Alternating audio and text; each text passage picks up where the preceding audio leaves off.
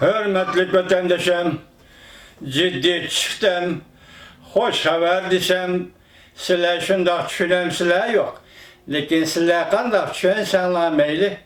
Ben sizlerge bugün iki partilik size sözleymen. Ben başta etkan edim, bugün imza koydu degen edim.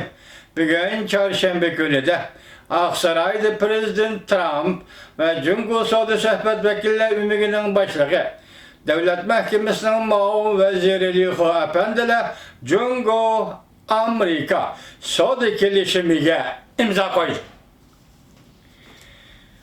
Bu liksiyelen sözle boğandan keyin qarab bakımız muhakeme kılışqa hürmetlik vatandaşlar. Emsesile kulak salama. Savcı Kilişimi'ye imza koyuldu. Çislan etivite bugün 2020 yıl 1. ayının 15. günü haftaki çarşamba. Savcı Kilişimi'ye imza koyuldu. Prezident Trump qattiq qo'lli siyaset bilan karşılaştı. Cumhuriyet Partiyasi yemirlishga qarab yuzlandimi? Mavzuli xabar 1. ayning 14.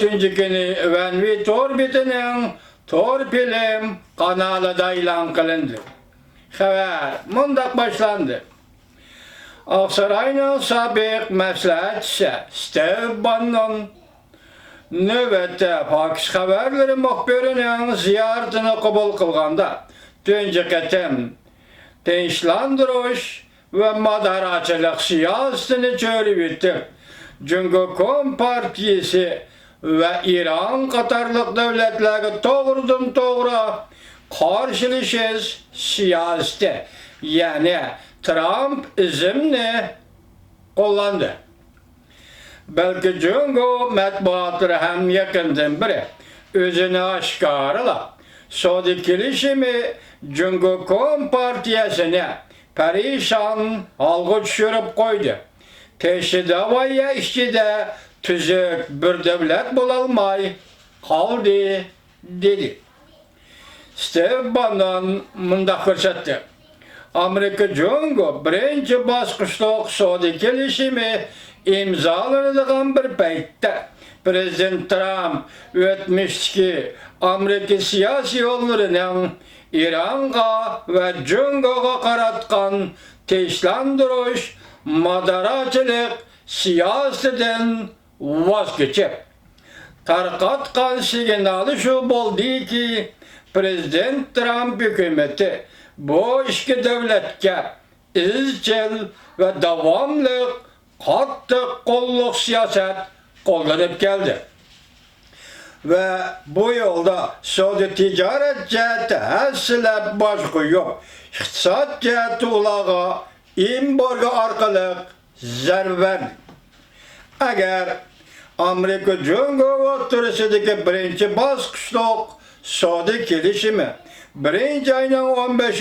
kuni o'ng'ishliq imzolanadigan bo'lsa, Beijing bu kelishimni uzun kesil icra qilishi lazım. Bu deganlik Beijing iqtisodiy qurilmasini tartibga solishi kerak. Bozorni qadam-qadam echib etish lozim deganlikda. Cumhurning yuqori qatlami fursatdan foydalanib va'dasida chang turib, Amerika bilan tashabbuskorlik qurumda turib, davlat shirkatlariga pul qo'shib berishni, hamda sperlik sodini va internet bexatarligini cheklash qatorliq masalalarni maslahatlashish lozim. Hamda haqiqiy bir holda o'zi uchun, davlat uchun, Cumhur xalqi uchun bir partiya hukmronligidan voz kechish kerak deganlikda. Takrorlayman, hurmatli vatandosh. Cumhurning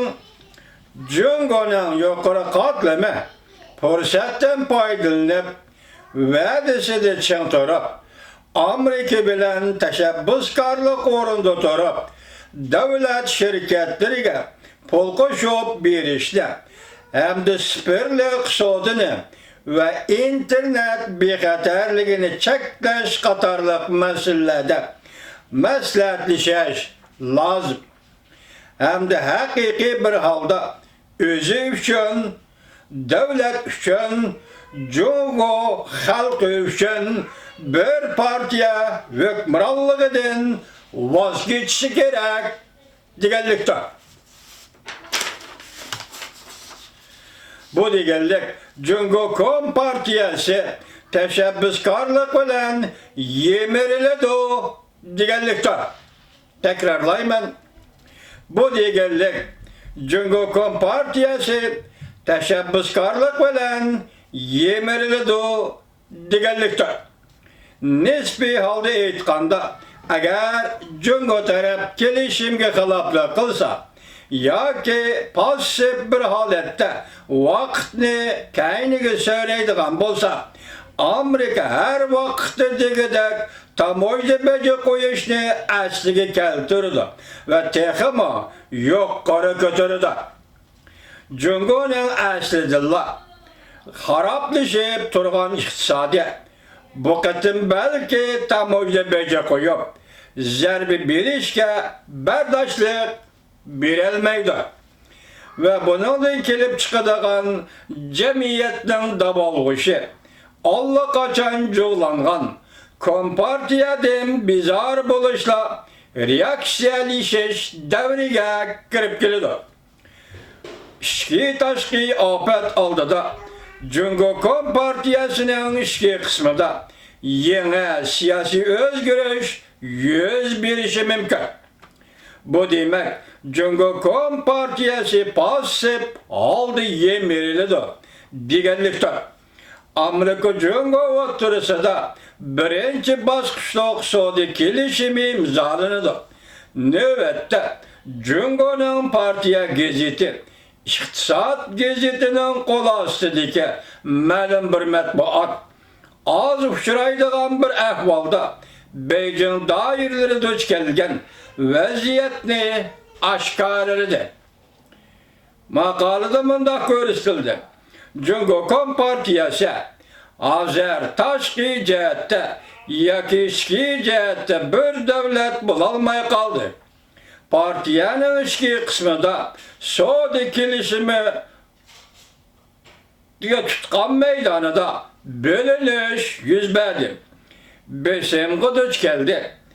Eyipleşlege düçar oldu. Makalada mındak görüstüldü. Birinci baskışlık kilişim imzalandı mı Beijing yenile mukim bulmagan kelgüsüge yüzlünüdü. Bu yol ezelden menip bakmagan bir yoldur. Goya şu nerse aşkarlandı ki Kompartiyanın işki kısmında itiraf kılındı ki Beijing belki tüncü ketim Amerika'ya şunçu zor derecede murassa madara kılgan buludu. İşkençilik semnanla isvetendeşim.